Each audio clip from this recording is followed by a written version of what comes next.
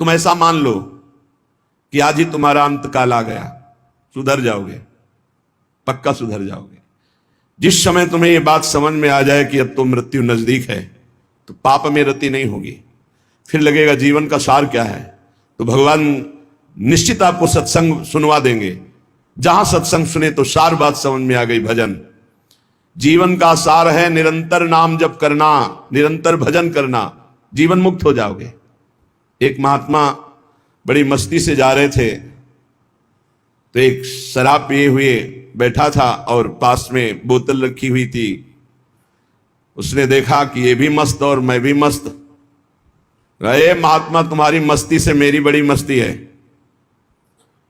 महात्मा ने कहा, क्या मस्ती है तेरी? तेरा भाग्य पढ़ के देख रहा हूं, 7वें दिन मर जाएगा तू, 7 दिन में मर जाएगा। जैसे किसी ने इंजेक्शन लगा दिया और एकदम ऐसे चेतना जागृत हुई, खड़ा हो गया, चरणों में पड़ा। आप भाग्य रेखा पढ़ लेते हो? हां, मैंने तप बल से तुम्हारे भाग्य को देखा, तुम 7 दिन में मर जाओगे। फेंक दी बोतल, गिलास फेंक दिया। 7 दिन में शरीर छूट जाएगा, तो मेरे जीवन का मतलब क्या रहा? बोले यही तो तुझे समझाना चाहता हूं। ये तेरी मस्ती किस काम की, जब मृत्यु तुझे शरीर से अलग कर देगी, तब ये मस्ती काम देगी तेरे। चरणों में गिर पड़ा। महाराज कोई उपाय नहीं? बोले मरेगा तो 7 दिन में ही। एक उपाय है कि तू अमर हो सकता है। अगर तू गोविंद गोविंद गोविंद ऐसा रटे तो मृत्यु से बच सकता है। घर गया, स्नान किया, गंगा जल रखा था, आचमन किया, हाथ में गंगा जल लिया। अब जितनी आयु बची है केवल गोविंद नाम में व्यतीत करूंगा, कभी जिंदगी में मदिरा पान नहीं करूंगा। महात्मा ने 7 दिन बताया है, तो 7 दिन में निश्चित, संतों के वचन कभी मिथ्या नहीं होते। पता नहीं किस जन्म के पुण्य से ऐसा संयोग बन गया उसका कि संत दर्श हुआ और संत वचन पर विश्वास हो गया।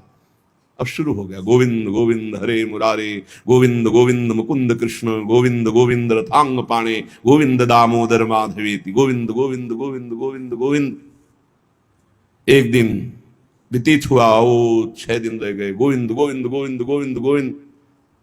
6 दिन व्यतीत हुए, न खाना न पीना, गोविंद गोविंद गोविंद गोविंद, आर्त भाव। 7वें दिन तो अश्रु चलने लगे। निरंतर भगवान के 6 दिन के चिंतन मात्र से हृदय पिघल गया, पाप सब भस्म हो गए। अब तो रो रो के पुकारने लगा, प्रभु मैं बहुत नीच पापी हूं, आज आपके पास आने वाला हूं, आप कृपा करो प्रभु, राधा राधा राधा, जैसे अपने लोग रखते हैं नाम। 7वां दिन कमंडल लिए हुए, मंद मुस्कुराते हुए, फिर मस्ती से पता लगा लिया था कौन सा घर पहुंचे।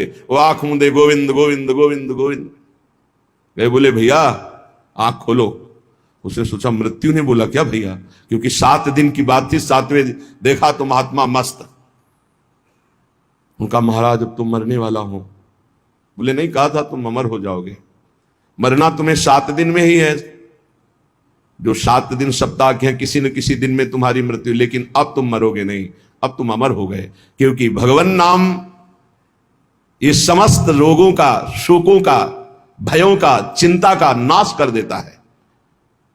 उसी दिन से वो भगवत प्रेमी महात्मा बन गया। निरंतर अब जितना जीवन है नाम जप करते हुए भगवान को प्राप्त हुआ।